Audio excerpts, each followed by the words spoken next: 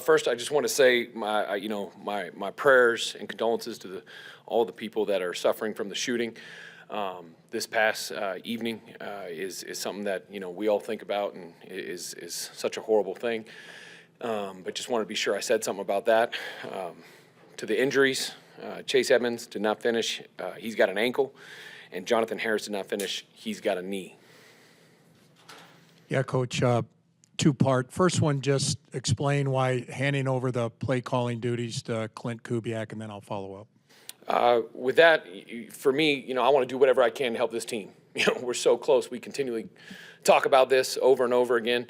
A couple plays here and there, and there's a lot of different outcomes. And I have to look at myself first, see if there's something that I can do to give some kind of a spark to the offense. So I thought it would be good if I kind of stepped away from that, let Klint get upstairs, be able to see it from a bird's eye view up in the box, and see if that would help us and allow Justin Allen to be down on the sideline, talk with Russell, talk with him about the runs.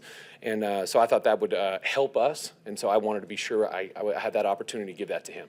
And then secondly, it turned out the final result, much like previous games, you scored 16 points, you had a 10-0 lead like last week, and then the offense couldn't sustain it. What was the problems in the second half especially? Yeah, we need to keep looking at all the different things that we're doing. We need to be sure that we're moving the chain, scoring points, finishing drives. Had a chance there at the end of that first half to get some more points, and we came away with nothing. It's unacceptable. We can't do that. We got to score a touchdown. At least get the field goal, and we didn't come away with either. So that's frustrating, and we got to keep on working to get Cortland the ball. All the different things that we can do, get Latavius going. I thought he had a pretty nice game. Got to find ways to score points. Melvin was in at the goal line on that fumble. Are you involved in that rotation, or because he's doing some good things, but he's had issues clearly fumbling? Where's the decision in terms of him being in the game at that point? Because that fumble seemed to change the momentum. Yeah, he's scored a lot of touchdowns down there. For us too, he's been in our tank package, our goal line package.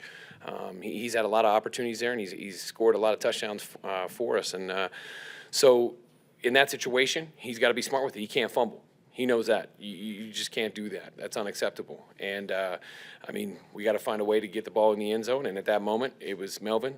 And we had another running back go down. So we only had two. So he was in there. And can't fumble it. Nathaniel, what was the conversation like over the course of the 2-minute warning and then coming to the decision to throw the ball there on 3rd and 10 rather than running it and taking the time off the clock? Yeah, we were discussing on whether or not we wanted to run the ball. We want to get ourselves a chance to be able to close the game out and win it. So we called a pass, and you got to keep the clock running one way or the other. Whether you take a shot down the field and you try to go up, maybe get a PI opportunity, because if you do catch it, you have a chance to win the game, and it's great. If it doesn't, the one thing, we just want to be sure that clock is running if we can, unless we have a chance for the shot to win the game.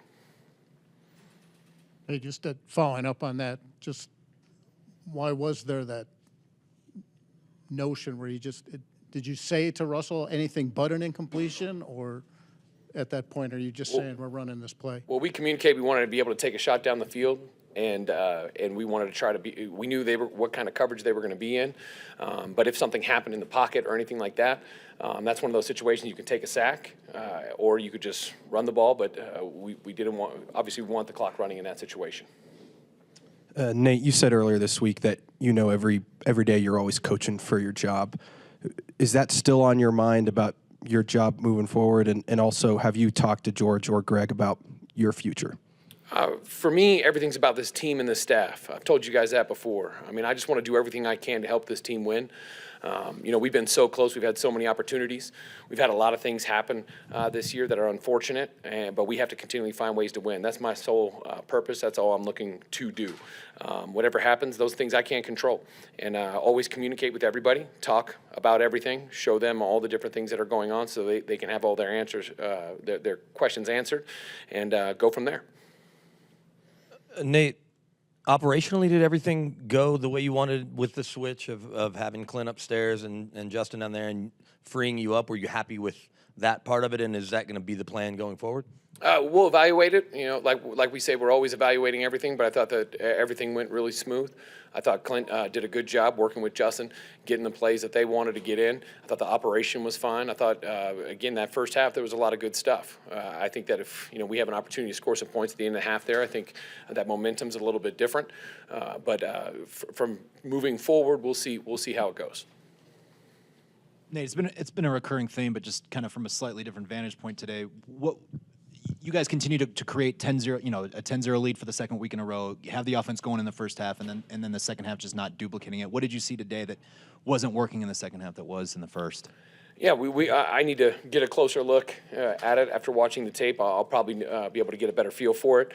In the end, you got to convert. It's the same stuff. You got to convert on third down. You got to be able to run the ball, protect the quarterback. All those things are the things that we got to be great at, and we just got to find ways to be able to do that.